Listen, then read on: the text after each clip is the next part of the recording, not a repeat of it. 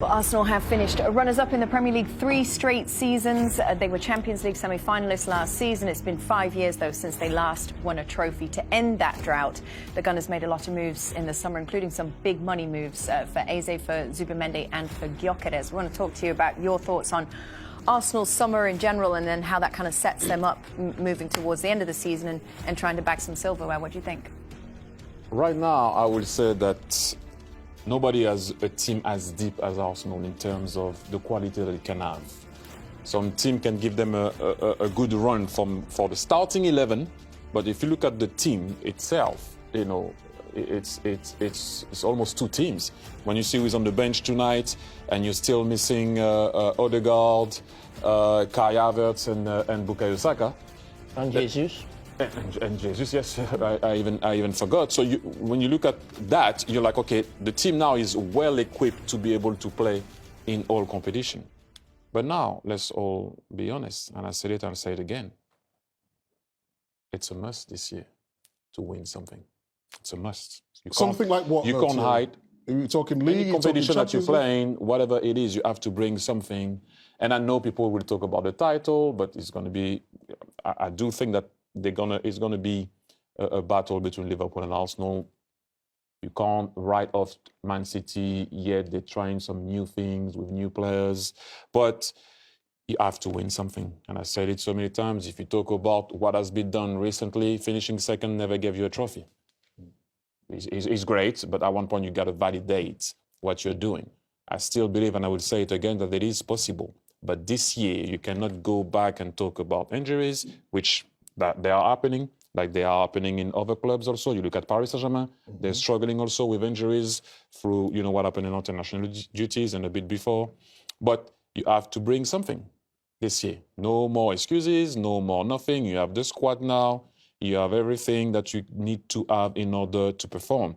And as a fan, obviously, I will support the team like I always do. But at one point also, you got to be honest. This year is a must. No more excuses. Can I ask you a question? From a manager's point of view, you've been in the hot seat. Now for Arteta, of course, there's always going to be pressure on a manager. Yeah. But with the signings now, is it even more pressure that he's having to deal with because of the signings, or? Yeah, but that's the pressure that you want. Okay. You know, if you can rotate like he did rotate, for example, against Nottingham Forest, and he will do it even more so during the season, understand me well. Don't go and say what I didn't say. I'm not talking about you. I'm not calling for anybody to not be there at the club. I'm just saying this year, you have to win something. Cannot hide, you know, as a player, we did it with Arsenal also. My first year, my second year, my third year, we finished second. And then we won the double in 2002. I mean, not my first year, I wasn't there yet, sorry, in 99, they finished second. Then my first year, my second year, we finished second, so that's 3 years in a row. You know, when I came back from the summer, I was like, we have to win something this year, regardless of what it is. I think a couple of years ago we'd say Arsenal still need to win something. Now we're getting at that stage. But for me, I don't even think it's like the FA Cup. You want to win the FA Cup or another cup, it's nice. Arsenal have a squad now. When you look at their bench, and Thierry mentioned some of the players who are still missing, that's what you'd expect to see on Paris Saint-Germain's bench or Real Madrid when we've spoken about those clubs in the past. Arsenal have to go really, really closely. I mean, in terms of Mikel Arteta right now, we talk about spending, and Liverpool have spent a lot more this summer, no doubt. But in terms of a club, Arsenal don't sell well. They don't sell any players. Liverpool do, and Chelsea do as well. They bring a lot of money in to give them the chance to then go and spend big. Arsenal don't. So in terms of the top of his club, they have backed him to the hilt.